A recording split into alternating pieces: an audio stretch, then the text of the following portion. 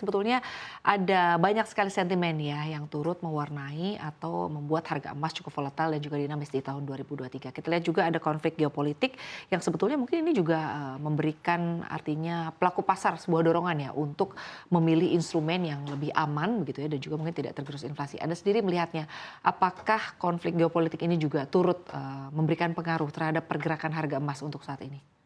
Ya, sebenarnya kan kalau harga emas itu bisa naik ketika ekonominya, eee, lemah, kemudian ekonominya buruk ya, atau misalkan ada krisis-krisis lainnya dan termasuk juga ada perang-perang. Karena biasanya emas itu dianggap menjadi aset yang paling aman, Cinta, karena biasanya, pergerakannya stabil dan juga aman dari inflasi ya. Jadi orang-orang ini kembali harus memborong emas atau mencari instrumen investasi yang bisa dibilang menjadi aset safe haven.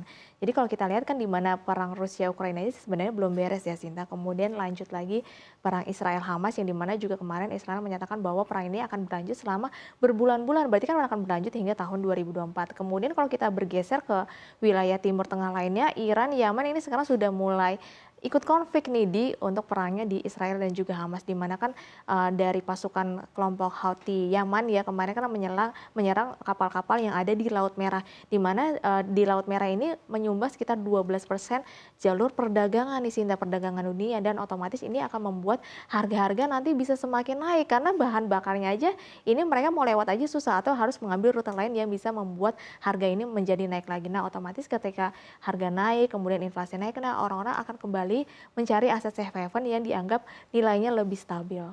Baik, jadi artinya para pelaku pasar lebih memilih safe haven begitu ya, secara nilai memang lebih stabil juga atau kecenderungannya meningkat begitu ya Mbak Mhm. Susi. Lalu terkait dengan harga emas yang merangkak naik begitu ya, lalu juga kalau kita lihat mencetak rekor-rekor baru. Nah, untuk pergerakan saham emiten emas di dalam negeri, apakah cukup terpengaruh? Atau artinya apakah sentimen ini juga memberikan dampak positif bagi saham-saham emiten emas di dalam negeri?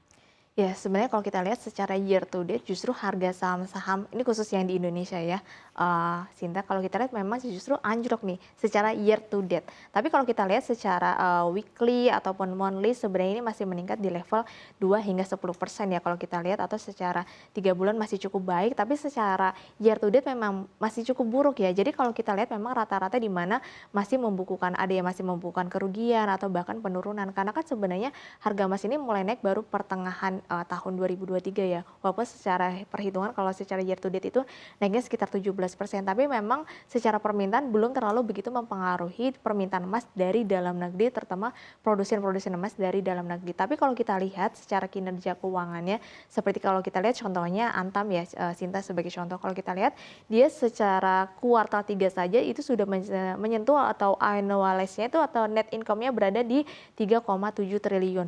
Di tahun 2022 secara tahunannya hingga kuartal 4 itu 3,8 triliun. Berarti kan tinggal sedikit lagi nih, Sinta, untuk menembus angka di tahun 2022. Nah, kita tinggal menunggu hasil dari kuartal 4 2023 nanti ya. Kemudian kalau kita lihat secara valuasi memang ada beberapa yang sudah over value ya, tapi kalau kita lihat seperti Antam yang di mana yang kita ketahui emas fisiknya ya, gitu, kalau kita ketahui bahwa Antam ini pair-nya ini atau price earning ratio-nya secara sektoral ini masih berada di pair 10. Sedangkan rata-rata industri emas itu berada di pair 15 hingga 16. Yang menandakan bahwa harga saham Antam ini masih murah atau under value saat ini. Tapi memang tidak semua under value. Jadi ada beberapa yang memang pair-nya sudah berada di ratusan. Tapi kalau kita lihat dari beberapa emiten emas yang paling murah saat ini memang Antam ya yang terpantau. Baik, lalu Anda sendiri melihatnya untuk fundamental emiten pertambangan emas saat ini, artinya pertambangan emas saat ini fundamentalnya apakah masih cukup menarik, artinya cukup healthy begitu ya, dan juga mungkin bagi para pelaku pasar, apakah ini juga menjadi momentum untuk buy atau lebih baik wait and see terlebih dahulu? Nah, justru ketika harga emas sudah mulai naik dan kita menunggu rilis kuartal 4, sebenarnya ini sudah waktunya time buy ya. Karena justru ketika emas secara year to date sudah naik 17%, tapi kalau kita lihat harga saham-saham emas itu secara year to date itu justru masih anjlok. Nah, kalau kita sebagai investor kan kita harus beli bawah, jual harga atas dong, Sinta. Jadi ketika harga turun saat ini dan di mana prospek emas ini baik di tahun 2024, ini adalah menjadi momen untuk aksi buy. Tapi ini disclaimer on ya, balik lagi ke masing-masing, tinggal pilih mana yang paling murah dibandingkan dengan Antam, MDKA, BRMS, dan juga beberapa emiten emas lainnya.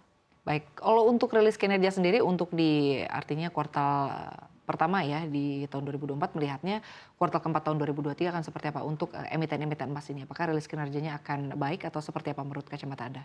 Ya kalau kita lihat justru di kuartal 4 ini seharusnya sudah ada perbaikan kinerja ya dibandingkan dengan kuartal-kuartal sebelumnya. Karena kan kalau kita lihat permintaan emas dari bank sentral saja atau beberapa negara ini sudah meningkat ya Sinta. Ini bisa menjadi cerminan bahwa di kuartal 4 ini permintaan emas ini tinggi karena juga kalau kita lihat tadi kan all time high-nya harga emas itu meningkat di 4 Desember di level 2.135 US dollar per troy ounce ya Sinta.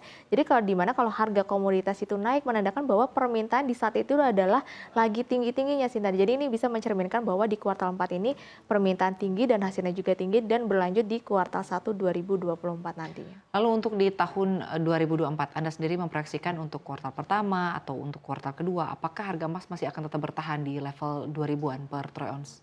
Ya kalau kita lihat kan di mana kan suku bunga itu akan dipangkas atau di cut rate itu di Maret 2024 ya Sinta. Jadi di kuartal 1 harusnya memang harga emas ini bisa bertahan di level 2000 hingga bahkan di level 2200. Jadi memang kalau emas ini kan biasanya jalannya agak sedikit lambat ya, tapi memang cukup stabil. Baik, terima kasih Mbak Susi Setiawati, Equity Analyst CNBC Indonesia Research sudah berbagi pandangannya bersama kami seputar bagaimana harga emas ya di tahun 2023 dan juga prospeknya di tahun 2024. Kita sama-sama akan menantikan apakah harga emas masih akan terus merangkak naik. Kita akan lihat di tahun depannya pemirsa.